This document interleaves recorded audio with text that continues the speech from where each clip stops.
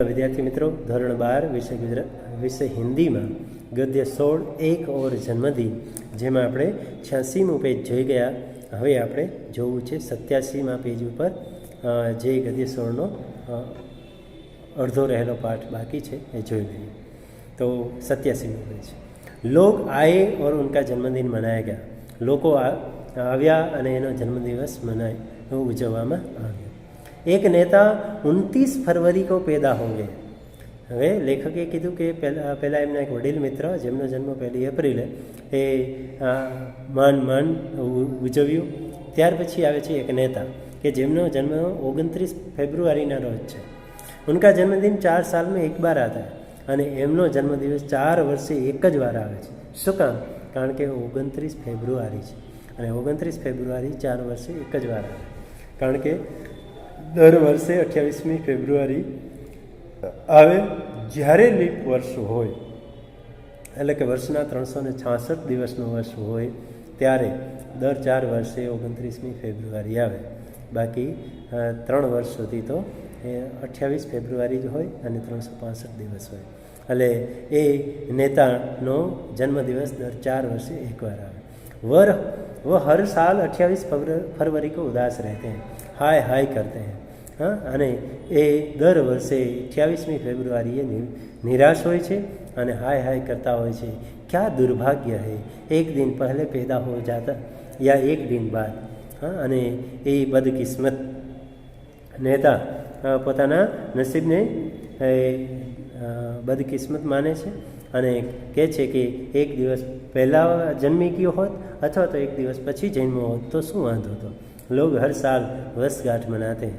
લોકો દર વર્ષે એમનો જન્મદિવસ ઉજવે છે और मैं देखता रह जाता हूँ અને હું તો જોતો રહી જાઉં છું કારણ કે नेताने दर 4 वर्षे उजवવું પડે। इधर पिछले साल से मेरे अभिनंदन की बात चल रही है। लोग कहते हैं काफ़ी साल लिखते हो गए, अब आपका अभिनंदन जरूर करेंगे। हाँ, इधर पिछले साल से हाँ आ बाजू गया वर्षथी हाँ अमारा अभिनंदननी वात चाली रही है। लोग कही रह्या छे कि काफ़ी साल लिखते हो गए। हाँ, घणा वर्षोथी तमे लखता आवो छो तो तमारुं अभिनंदन, तमारुं सन्मान जरूर करवुं जोईए। हाँ, अने करशो सम्मान तमारुं। ये पेशेवर अभिनंदन करता होते अने ए पेशेवर यानी कोई पैसा करने वाला, पैसा यानी धंधा व्यवसाय। हाँ, आ जे कहेवावाळा छे जन्मदिवस उजववाना आयोजको छे। हाँ, जेमनो व्यवसाय छे बधाना जन्मदिवस उजववा।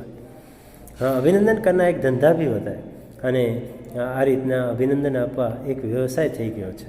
हाँ, चंदा जमा होता है, खाया जाता है, जेमां फाळो एकत्र करवामां आवे छे अने पार्टी राखवामां आवे छे, खाया जाता है।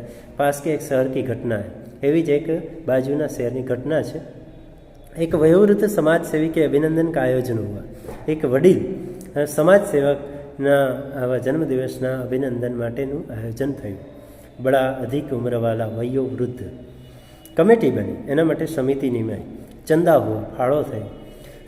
अभिनंदन के समय देखा कि कमेटी के सदस्य चंदे की शराब पीकर बेहोश पड़े अने ज्यारे पेला वयोवृद्ध वडील मित्रनुं जन्मदिवस उजवવાનો समय थयो त्यारे जोयुं तो जे आयोजको हता, कमेटीना सभ्यो हता, ए जे फाळो करवामां आव्यो हतो के चालो बधा फाळो करी अने एमनो जन्मदिवस उजवीए तो ए फाळाना रूपियानो दारू पी अने बेहोश पड्या हता।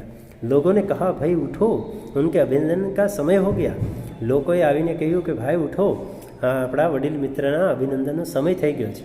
तो शराब में डूबे अभिनंदन करता बोले तो ए दारू पीधेला हाँ शराब पीधेला अने बेहोश पड़ेला एवा ए अभिनंदन करताना आयोजको बोलिया। शुं बोलिया?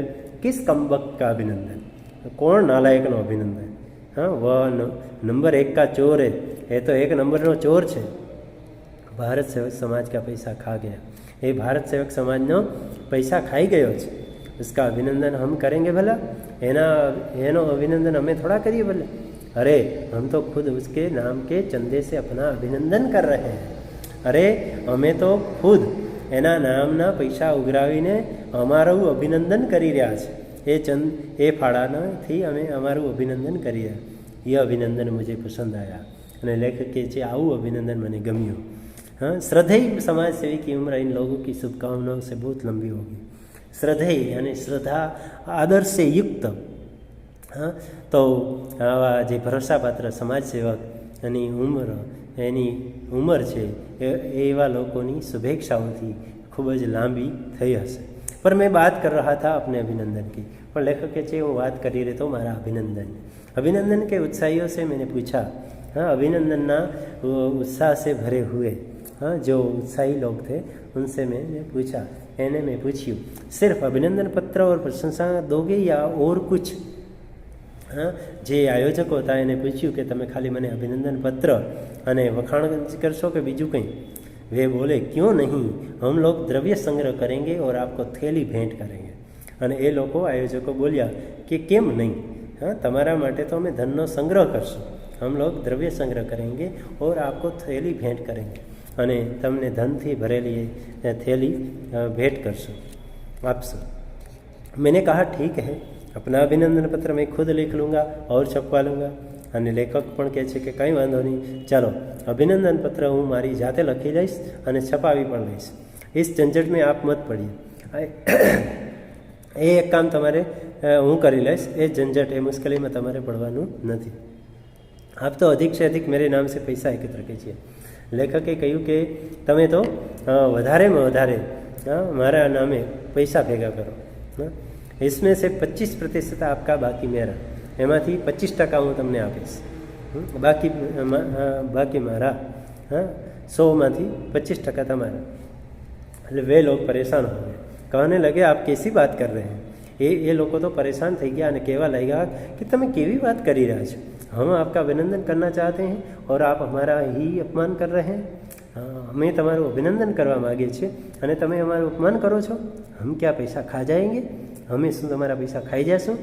मैंने कहा नहीं, मैं अपमान नहीं कर रहा हूँ, पर आप इतनी मेहनत करेंगे तो मेरा कर्तव्य है कि आपको मेहनता न दूँ। मैं કહ્યું કે નહીં, હું અપમાન નથી કરતો, પણ તમે આટલી બધી મહેનત કરો છો તો મારી પણ ફરજ છે કે હું તમને મહેનતાણું આપું। हाँ, જે તમે આયોજન કરી રહ્યા છો એની મહેનતાણું, એની મજૂરી, એનું કામ તો મારે આપવું પડે ને। मैं मुफ्त में अभिनंदन नहीं कराना चाहता, હું મફતમાં અભિનંદન કરાવવા માગતો નથી। નતીજા બુરા હુઆ, हाँ, પરિણામ બુરા આયા, એટલે કે એ ફળ કંઈક મારા જીભના કારણે, मेरे अभिनंदन की योजना अभी भी अधर में लटकी है અને મારા એ બોલવાને કારણે એ પરિણામ ખરાબ આવ્યું। અભિનંદન की योजना, અભિનંદન કરવાનું જે આયોજન હતું એ અધૂરું જ રહી ગયું। कार्य अधूरा होना, अधर में लटकी कार्य अधूरा। मेरी जबान ने मेरी थैली काट दी।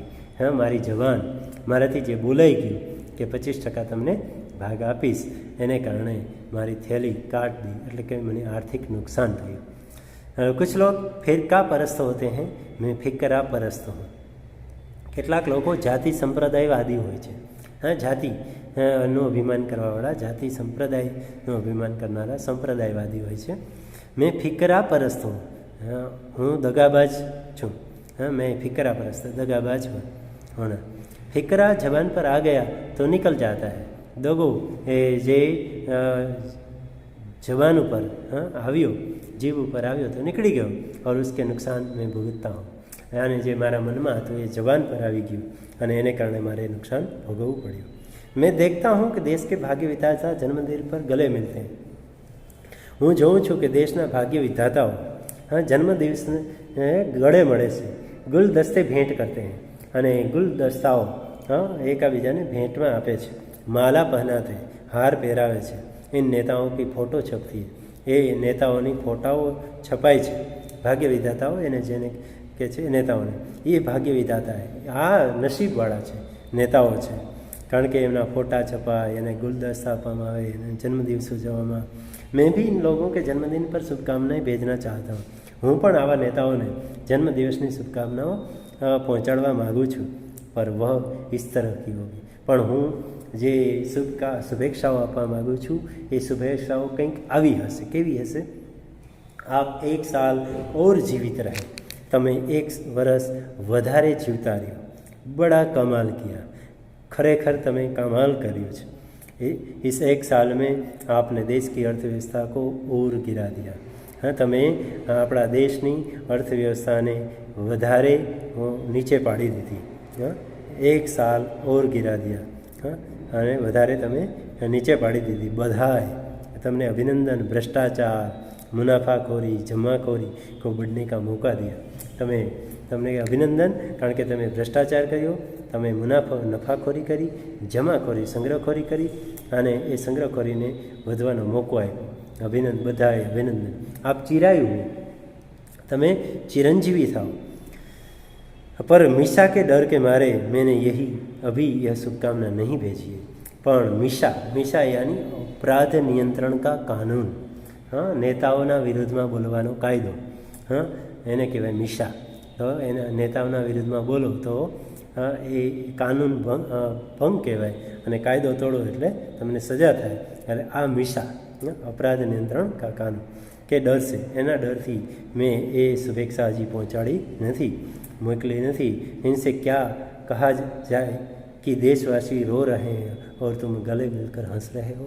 अने एवा नेताओने शू कहेवुं कि देशवासीओ तमारा पर रड़ी रह्या छे अने तमे गळे मळी अने हसी रह्या छो। पर अब मुझे अपना भी ख्याल करना चाहिए। पण हवे मारो पण विचार करवो जोईए।